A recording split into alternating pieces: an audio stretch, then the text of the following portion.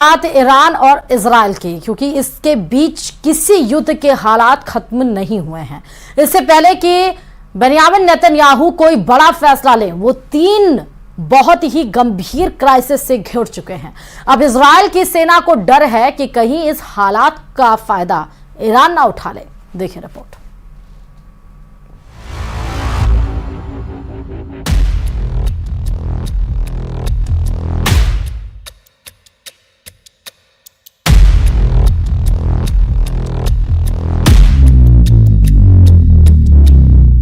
चौबीस घंटों के अंदर इजरायल और ईरान की टक्कर में 3 बड़ी घटनाओं ने बेंयामिन नेतन्याहू को पूरी तरह हिलाकर रख दिया है।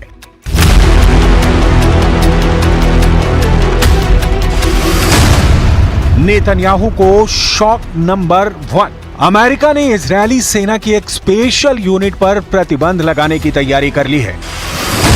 नेतन्याहू को शॉक नंबर 2।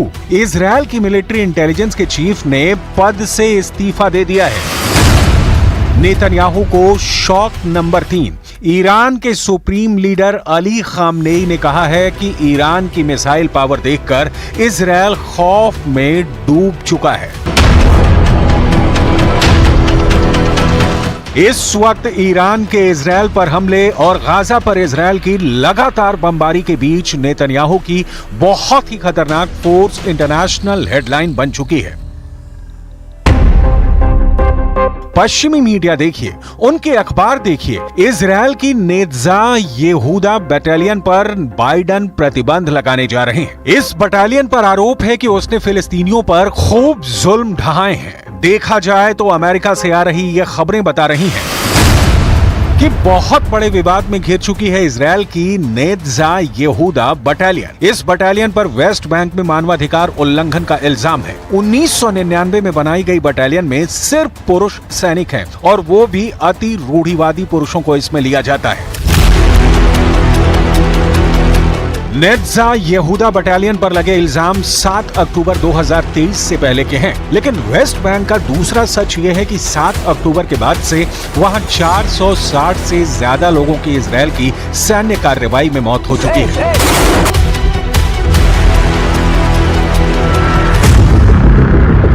इजरायल की नेत्जा यहूदा बटालियन पर प्रतिबंध लगाने का मतलब है कि इससे अमेरिका से कोई सैन्य मदद नहीं मिलेगी।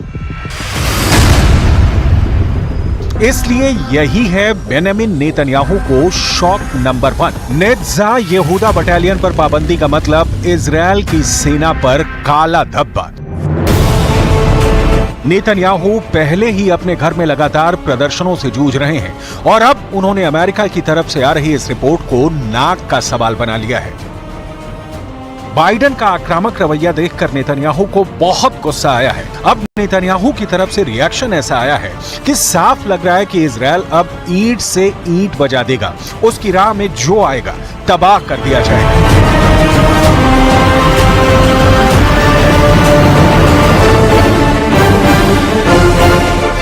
אני אגן בחירוף נפש על צה"ל, על הצבא שלנו ועל הלוחמים שלנו. אם מישהו חושב שהוא יוכל להטיל סנקציות על יחידה בצה"ל, अब देखिए बेंयामिन नेतन्याहू को शॉक नंबर 2। इजरायली सेना के इंटेलिजेंस चीफ एहरॉन हलीवा ने इस्तीफा दे दिया है। 7 अक्टूबर 2023 को हमास ने इजरायल पर हमला किया। पूरी दुनिया ने इजरायली टैंकों को जलते हुए देखा। 1000 से ज्यादा इजरायली नागरिकों और सैनिकों की मौत हुई। इसी के बाद से इजरायल में अंदरूनी कोहराम मचा था। इस हमले के बाद इजरायली मिलिट्री इंटेलिजेंस के प्रमुख मेजर जनरल एहरॉन हलीवा बहुत दबाव में थे और अब उन्होंने अपने ओहदे को छोड़ने का फैसला किया। ये ऐसा वक्त है जब नेतन्याहू के सामने बहुत से फ्रंट खुले हुए हैं और उनके कमांडर भी बहुत ज्यादा प्रेशर में हैं। गाजा पर रोजाना नॉन स्टॉप बमबारी के बावजूद इजरायल अब तक हमास को खत्म कर पाने में नाकाम साबित हुआ है। गाजा में 34,000 से ज्यादा लोगों की जान जा चुकी है, लेकिन नेतन्याहू अब भी खाली हाथ है। 2024 में अप्रैल का महीना इजरायल के लिए ही नहीं, इजरायल के प्राइम मिनिस्टर बेंयामिन नेतन्याहू के लिए भी बहुत बड़ा शॉक लेकर आया है। अमेरिका इजरायल की मदद करने की बजाय उसकी सेना पर पाबंदी लगा रहा है। इजरायल की पब्लिक नेतन्याहू के खिलाफ सड़कों पर उतर चुकी है और इन सबके बीच ईरान से बड़े युद्ध का खतरा अब तक टला नहीं है।